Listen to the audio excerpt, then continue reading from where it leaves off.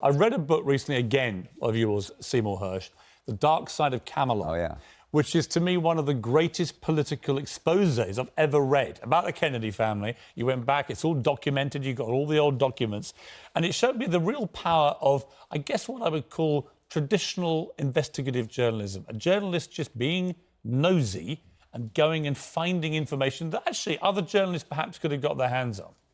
Yeah, but, you know, I got beat up pretty big on, even though I sold a lot of copies, I got massacred by the Camelot, that image. I was attacking the image, and it's a very tough image. It still exists. We still, you know, Jack Kennedy was bright, he was beautiful. I would have loved him, I'm sure, if I'd been around. I would have been swooning too.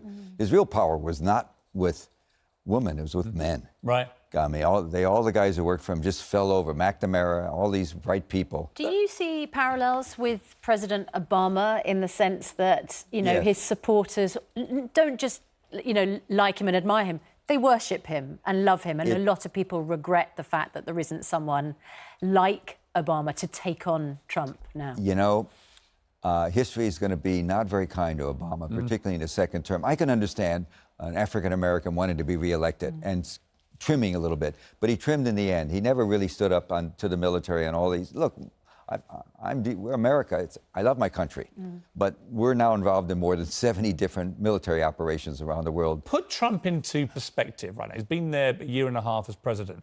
Is he as bad as people say? What do you see about him that is good and effective? I don't like the domestic stuff. I don't like the cabinet. I'm a foreign policy guy, and I will tell you, it's not as idiotic as you think. For example, he goes to see the guy in North Korea, and he's going to have a summit meeting.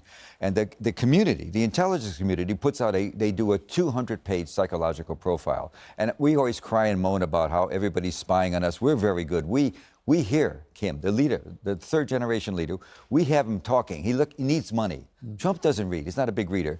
You give him a 200-page, very top-secret report done by psychiatrists and psychologists who they also practice, but they also work for the CIA, and he's in big money trouble. So here's how Trump sees it. He reads it, and he says to the guy, "Boy, look at those beaches." He shows him a photograph of the beach. "Can't you see the condos there and a casino?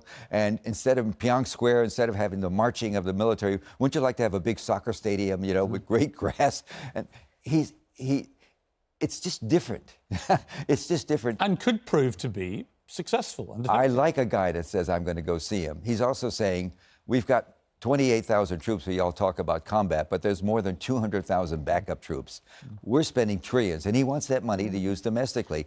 Look, I'm a Democrat, so I wish my Democrats could get off screaming at him about the tweets and start doing policy. The Democrats' way of trying to beat Trump at the moment is to abuse his wife, abuse his son, abuse his daughter, to throw his staff out of restaurants, to say that all his cabinet should be followed in supermarkets and be harassed and thrown off the streets. To me, this is completely self-defeating. That actually all it does is it rallies Trump's base, it emboldens him because he can say, look at these awful people, don't blame me for the way rhetoric's gone in this country. It helps Trump, it doesn't hurt him.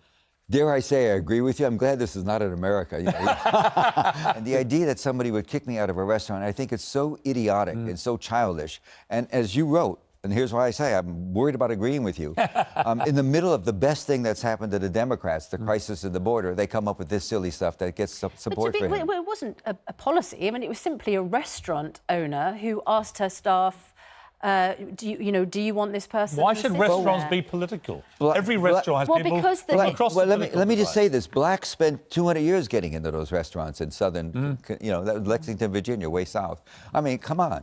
You can't start throwing people out. All it's done is it's changed the story in American media from what it should be, which is these 2,000 kids separated from their parents at the border, to Sarah Sanders, the press secretary, being thrown out of a restaurant. That You is guys are bad having a good politics. fight. You do that all the time? Seymour, final question It's for a you. sign of how toxic things have become under Trump. I think that's what it's a sign of. Brexit in this country, Britain ceding itself from the European Union.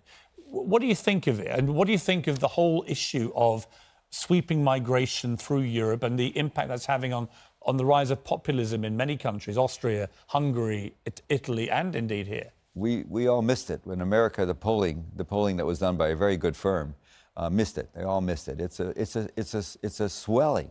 And Doesn't matter what I think. It's changing the demographics. Certainly, we're seeing much more conservative people. It's a change. What do you make of the whole fake news phenomenon now? It's awful. As a journalist? When I worked at the New York Times in the 70s and wrote a lot of stories for which I won prizes, my paper was considered a paper of standing, that you could accept it. Now, you get your news where you want it. If you like Trump, you do watch this. If you don't like Trump, you watch this. This guy is so easily underestimated. He took down 13 Republicans that had something like 300 years of political experience. He took down 2 dynasties, the Clintons and the Bushes. And to underwrite him politically is a big mistake. Yeah. I wish he had better people in the cabinet. I wish he didn't have these fools. But Democrats have had fools before. Anyway, I can just tell you, one thing about writing a book is I can actually say some of the things I think a little bit.